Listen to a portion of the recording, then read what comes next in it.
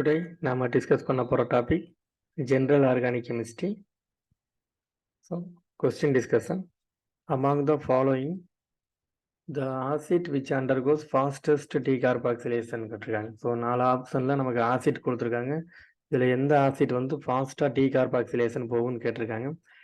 Decarboxylation means carbon di oxide வெளியில் போகணும், CO2 molecule வெளியில் போகணும். ஃபார் எக்ஸாம்பிள் நமக்கு ஒரு ஆசிட் இருக்கு, சரிங்களா? ஸோ நமக்கு ஒரு கார்பாக்சிலிக் ஆசிட் இருக்கு. ஸோ கார்பன் டீகார்பாக்சிலேஷன் மெக்கானிசம் வந்து இப்படி தான் நம்ம ட்ரை பண்ணணும். நமக்கு R-, இந்த H+ அந்த R- சப்ஸ்ட்ராக்ட் பண்ணிட்டு நமக்கு நியூட்ரலைஸ் ஆகி நமக்கு இந்த மாதிரி ஒரு ப்ராடக்ட் கிடைக்கும். ஸோ நமக்கு இங்கே ஃபார்ம் ஆகிற நெகட்டிவ் சார்ஜ் வந்து எக்ஸ்ட்ரா ரெசனன்ஸில் இருந்தது அப்படின்னா அந்த மாதிரி மாலிகூல் தான் நமக்கு ஃபாஸ்ட்டாக டீகார்பாக்சிலேஷனில் இன்வால்வ் ஆகும். பாருங்கள், இங்கே இருக்க ஆசிட்டை நீங்கள் சி ஆப்ஷன் நம்பர் ஃபஸ்ட்டு பாருங்கள். ஸோ இதில்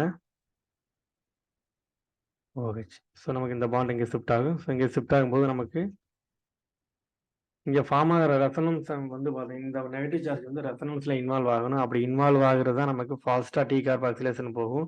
ஸோ இது பாருங்கள், இந்த நெகட்டிவ் சார்ஜ் வந்து ரெசனன்ஸில் ஃபர்தராக இன்வால்வ் ஆகலை. ஸோ இது not a fast decarboxylation. Next option number B பாருங்கள். ஸோ இதில் நமக்கு வினைல் ரிங், இந்த இடத்துல ஒரு ஆசிட். நமக்கு இது டீகார்பாக்சிலேஷன் ஆகும்போது இந்த பாண்ட் இங்கே ஷிஃப்ட் ஆகி இங்கே நெகட்டிவ் சார்ஜ் வரும். ஸோ நமக்கு கிடைக்கக்கூடிய ப்ராடக்ட், ஸோ இந்த இடத்துல நெகட்டிவ் சார்ஜ் வரும். ஸோ இது பார்த்தீங்கன்னா எக்ஸ்ட்ரா நமக்கு ரெசனன்ஸில் இருக்குது, சரிங்களா? ஸோ இந்த மாதிரி ஃபார்ம் ஆகக்கூடிய நெகட்டிவ் சார்ஜ் வந்து எக்ஸ்ட்ரா ரெசனன்ஸில் இருந்ததுன்னா இதுதான் இந்த மாதிரி மாலிகூல் தான் நமக்கு வந்து ஃபாஸ்ட்டாக டீகார்பாக்சிலேஷன் போகும். ஸோ நமக்கு ஆப்ஷன் நம்பர் பி தான் கரெக்ட். அது மாதிரி பென்ஜோயிக் ஆசிட்லையுமே நமக்கு எக்ஸ்ட்ரா ரெசனன்ஸ் இருக்காது. இந்த மாலிகுல்லுமே நமக்கு எக்ஸ்ட்ரா ரெசனன்ஸ் இருக்காது. பாருங்கள், OH இந்த மாலிகுல் டீகார்பாக்சிலேஷன் போகும்போது நமக்கு இங்கே ஒரு நெகட்டிவ் சார்ஜ் வருது. இது வந்து பார்த்தீங்கன்னா இந்த மாதிரி ஃபார்ம் ஆகிற நெகட்டிவ் சார்ஜ் வந்து இங்கே இருக்க லோன் பேரோட ரிப்பல்சன் ஆகும். ஸோ நமக்கு இது வந்து அன்ஸ்டேபிள். இந்த மாதிரி ஒரு நெகட்டிவ் சார்ஜ் ஃபார்ம் ஆகும். இது வந்து பார்த்தீங்கன்னா இங்கே இருக்க லோன் பேரோட நமக்கு ரிப்பல்சனில் இருக்குது. ஸோ நமக்கு இந்த மாதிரி டீகார்பாக்சிலேஷன் நடக்கவே நடக்காது. ஸோ ஆப்ஷன் நம்பர் டியும் இன்கரெக்ட்.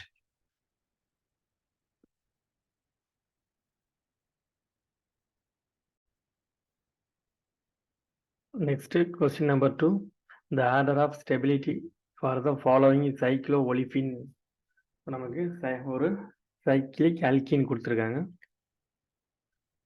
ஸோ இதில் நமக்கு ஸ்டெபிலிட்டி ஆர்டர் அரேஞ்ச் பண்ண சொல்லியிருக்காங்க. ஸோ நமக்கு கண்டிப்பாக இதில் வந்து பிரெட்ஸ் ரூல் தெரிஞ்சிருக்கணும். இல்லை, இந்த ரூல் என்ன சொல்லுது அப்படின்னா, ஒரு பிரிட்ஜ் கட்டட் கார்பனில் ஃபார் எக்ஸாம்பிள் இதுதான் உங்களுக்கு ஒரு பிரிட்ஜடு கார்பன் அப்படின்னா இதுதான் பிரிட்ஜ் கார்பன். இந்த ஹெட்ல இது பிரிட்ஜ் ரைட்டிங்களா? ஸோ இதில் இந்த கார்பனில் உங்களுக்கு டபுள் பாண்டோ அல்லது ஒரு கார்போகேட்டையானோ வந்தது அப்படின்னா அது வந்து அன்ஸ்டேபிள் ஸ்ட்ரக்சர், சரிங்களா? அதுதான் ஃபஸ்ட்டு பாயிண்ட்.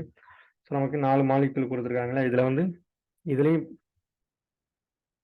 பிரிட்ஜ் கட்டரில் வந்திருக்குது எதுன்னு பாருங்கள். ஸோ இதில் நமக்கு பிரிட்ஜில் டபுள் பாண்ட் வந்திருக்கு, இதுவும் நமக்கு டபுள் பாண்ட் வந்திருக்கு. இவங்க 2 பேருமே அன்ஸ்டேபிள்.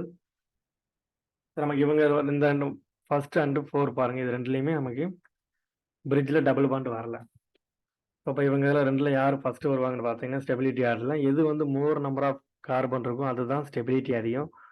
1 2 3 4 5 6 7 8. அப்போ நமக்கு 8 கார்பன் இருக்குது இதில் பாருங்கள் 1 2 3 4 5 6 7.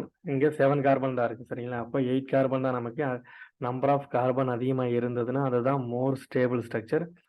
அப்போ நமக்கு இதுதான் ஃபஸ்ட்டு வரும்.